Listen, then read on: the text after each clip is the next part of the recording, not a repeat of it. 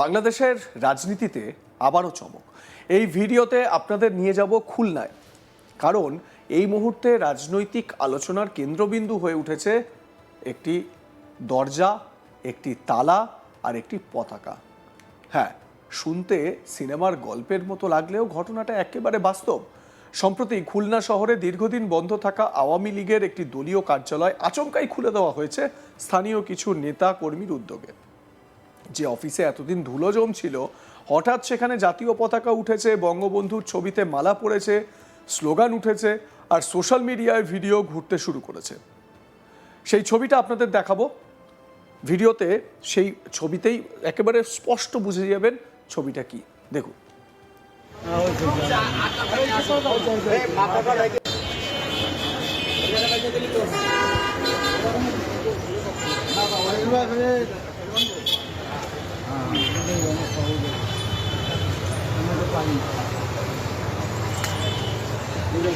মালা কই মালা কই তুমি মালা কই মালা কই মালা কই ভিডিও করা হয়েছে ওটা বুঝছো তো এই তো একটু সময় দেয়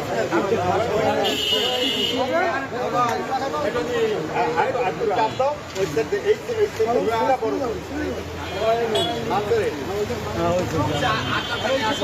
এই মাথা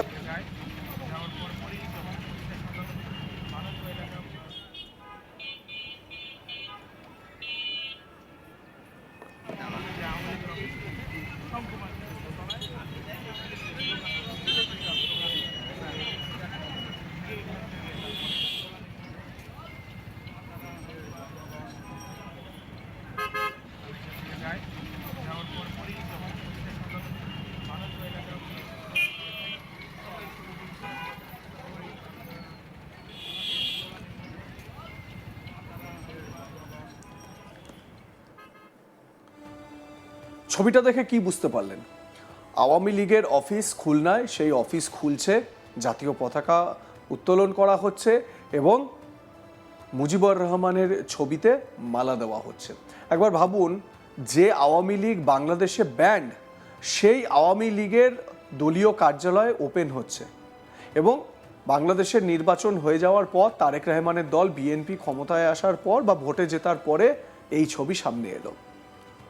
রাজনীতির ভাষায় একে বলা যায় প্রতীকী প্রত্যাবর্তন, আর সাধারণ মানুষের ভাষায় বললে তালা ভাঙলেই কি তাল মিলবে। ঘটনাটা যতটা ছোট দেখায়, তার রাজনৈতিক অভিঘাত কিন্তু ততটাই বড়। কারণ বাংলাদেশের সাম্প্রতিক নির্বাচন এবং তার আগে এবং তার পরে ঘটে যাওয়া উত্তাল পরিস্থিতির পর দেশের রাজনীতিতে বড় রকমের পরিবর্তন এসেছে। বহু জায়গায় দলীয় কার্যালয় বন্ধ ছিল, অনেক নেতাকর্মী আত্মগোপনে, কেউ বিদেশে। আর এমন আবহে হঠাৎ খুলনায় অফিস খোলা যেন এক ধরনের বার্তা, আমরা আছি, আমরা ফিরব। আরও একবার সেই ভিডিওটা আপনাদের দেখাই, দেখুন।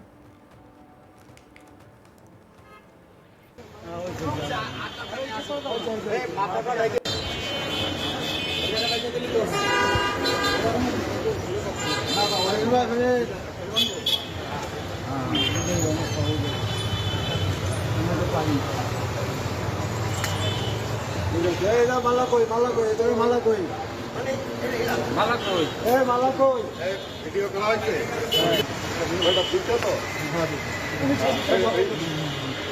এই তো একটু সময় দেয়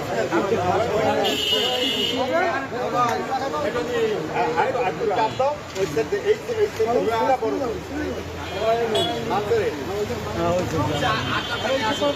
এই মাথা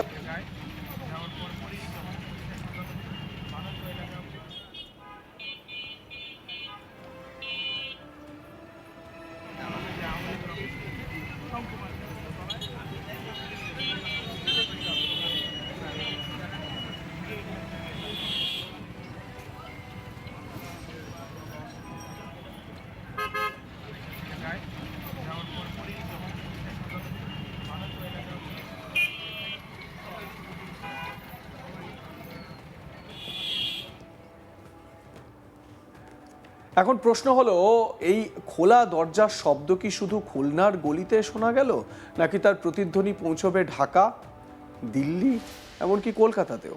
মনে রাখতে হবে, বাংলাদেশের রাজনীতির কেন্দ্রীয় চরিত্রদের মধ্যে রয়েছেন শেখ হাসিনা, যিনি দীর্ঘদিন ক্ষমতায় থেকে দেশ পরিচালনা করেছেন এবং যার নেতৃত্বে দলটি শক্ত ভিত গড়ে তুলেছিল, সেই ঐতিহ্যের শিকড় আরও গভীরে, যার সঙ্গে জড়িয়ে আছে বঙ্গবন্ধুর নাম, যাকে বাংলাদেশে জাতির পিতা হিসেবে সম্মান করা হয়।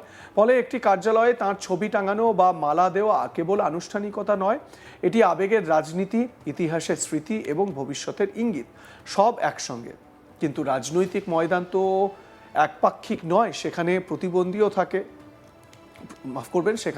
প্রতিদ্বন্দ্বীও থাকে। আর বাংলাদেশের ক্ষেত্রে বড় প্রতিদ্বন্দ্বী শক্তি হলো বিএনপি। সাম্প্রতিক নির্বাচনের প্রেক্ষাপটে বিএনপির ভূমিকা, তাদের সমর্থকদের সক্রিয়তা এবং পরিবর্তিত ক্ষমতার সমীকরণ বাংলাদেশের রাজনীতিকে নতুন মোড়ে এনে দাঁড় করিয়েছে। এই পরিস্থিতিতে খুলনায় অফিস খোলা যেন এক ধরনের মনস্তাত্ত্বিক লড়াই। কে মাঠে আছে, কে সরে গেছে, আর কে আবার ফিরে আসার চেষ্টা করছে। রাজনীতিতে অনেক সময় চেয়ার যতটা গুরুত্বপূর্ণ, তার চেয়ে বেশি গুরুত্বপূর্ণ প্রতীক।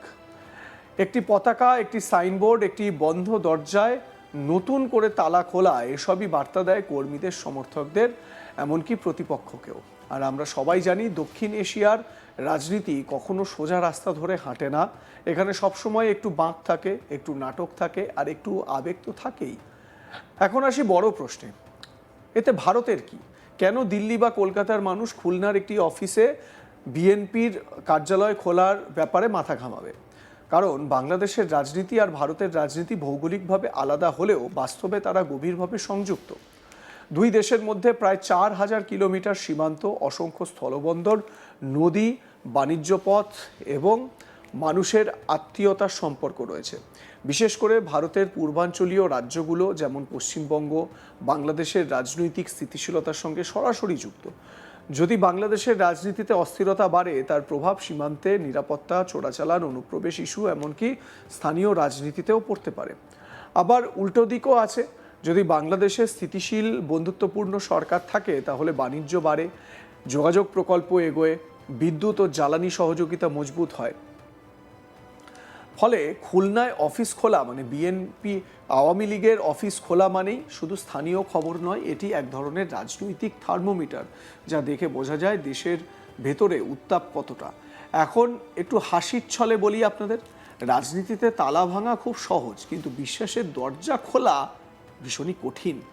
একটি অফিস খুলে গেলেই কি দল আবার আগের শক্তিতে ফিরে আসবে? মানে আওয়ামী লীগ তো এখন ব্যান্ড, আওয়ামী লীগ কি পূর্ণ শক্তিতে মাঠে নামতে পারবে?